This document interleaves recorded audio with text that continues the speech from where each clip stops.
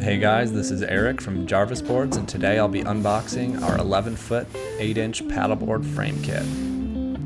As you open the box, you'll find the pieces secured in bubble wrap for protection during transit. Simply cut these layers away with a sharp knife to expose all the plywood pieces.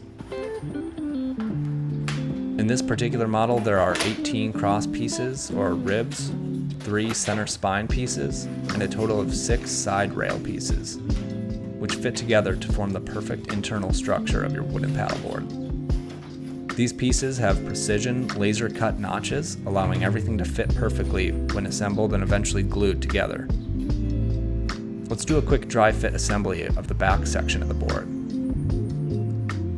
Start by joining the cross pieces and center spine notches in numerical order, following the numbers on each piece.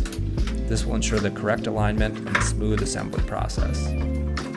I want to highlight a unique feature we've included in each of our frame kits: rocker tabs. These thin tabs on the bottom of the cross pieces and center spine rest on the flat work surface. They create the appropriate curvature of your board, or rocker, from nose to tail. This eliminates the need for a separate custom-built rocker table, which just adds time and money to your construction. Alright, with the back section dry fit, let's move on to the center and front sections.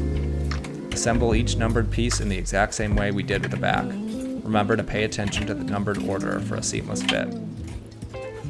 Once you've connected the last pieces, all that's left are the side rail pieces. This step comes after securing the rocker tabs to your work surface with hot glue, so we'll cover that in a future frame assembly video.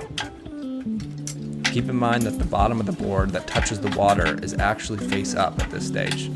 We find that it's easier to add the outer layer of wood to the bottom side first, and then once all your strips or planks are glued down, you flip the board over, cut the rocker tabs off with a handsaw, and then add your wood design to the top deck.